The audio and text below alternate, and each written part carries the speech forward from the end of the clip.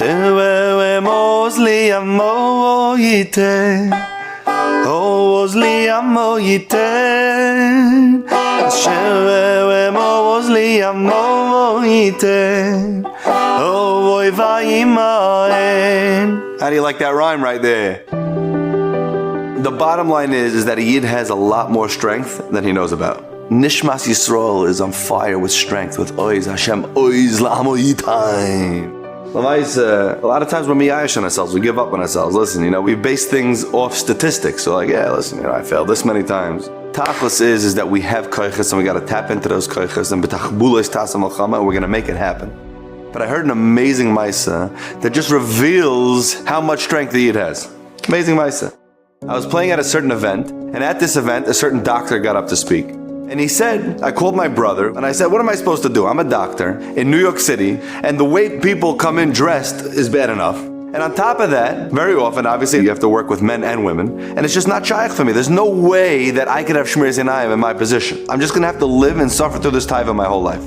His brother told him, you're a doctor, and you have this issue that's mamash, a beferish gemara and tainis. There was a Yid, and he was a doctor, and his name was Abba Umna. And the tzaddikim in the Gemara were made about him that every single morning, a baskol came out from Shemayim and said, Shalom Aleichem Abba Umna.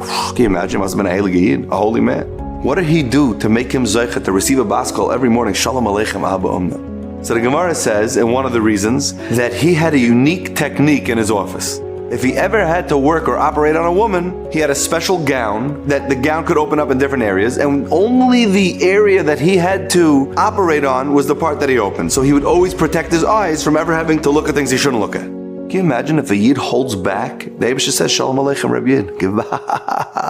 So this doctor, he heard the Gemara and he's like, wow, that's literally my story. Maybe I should do that. And he looked online and he ordered a bunch of gowns. And at first he was hesitant. Should I order the gown? Should I not order the gowns? Is it weird? I'm going to be the only doctor in his practice that does this. Is it strange? It's going to be a big cost. He looked up all the details. It's going to be a nice expense on the company. But Lamaisa, he decided to have a soiris. This is what Hashem wants. He's ordering the gowns. He clicks buy and then he opens up his email to check that he got a receipt for what he's ordering.